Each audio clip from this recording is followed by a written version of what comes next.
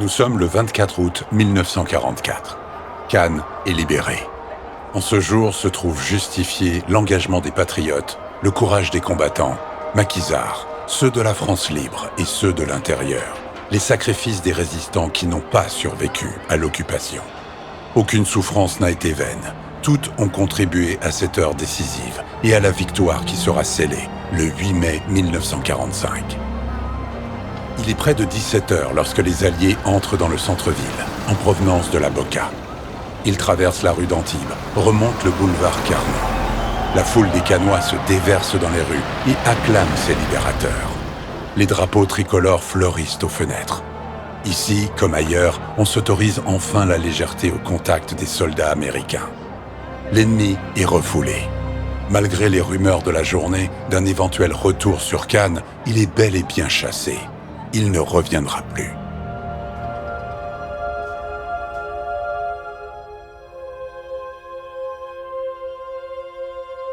Si l'occupation allemande, qui a succédé à l'italienne, n'a duré même pas un an ici, le poids de sa servitude pèse lourdement sur les esprits, les corps marqués par les restrictions et les sacrifices.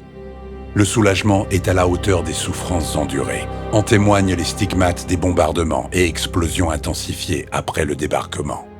Le quai Saint-Pierre, la jetée Albert-Édouard, entre autres sites stratégiques sont détruits.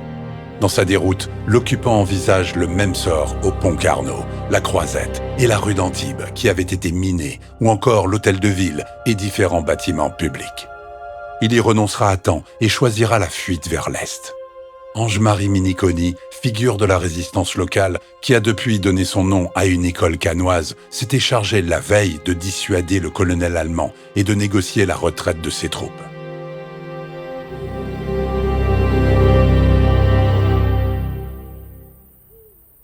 C'est là que tout s'est joué. La veille, dans la nuit du 23 août et les jours qui précèdent.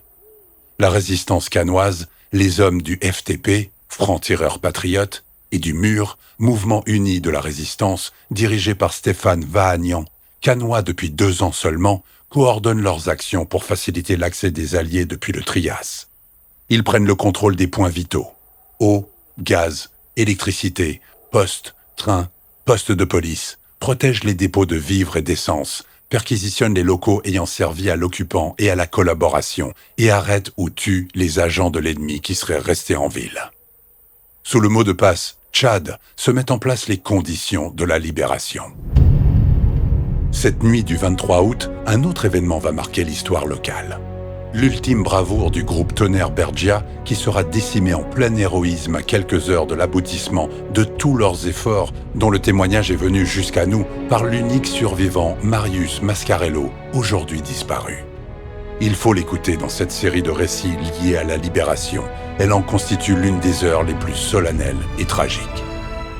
Le groupe Tonnerre Bergia sera de ceux que les Cannois, rassemblés au pied du monument aux morts édifié à la gloire de ceux de 14-18, pleureront et honoreront dans un même mouvement d'âme le lendemain, sous la prière du chanoine Paul Gros, curé emblématique du Suquet, lui aussi engagé dans la résistance et unanimement estimé.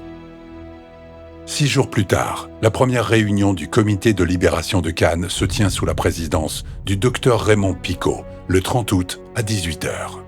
Si l'horizon est désormais dégagé des avions de la Luftwaffe, celui qui se dresse devant les Cannois pour reconstruire leur ville est chargé de défis, de larmes à sécher, de trahisons à surmonter, de rancœurs à dépasser, pour qu'à la liberté soit joint la paix.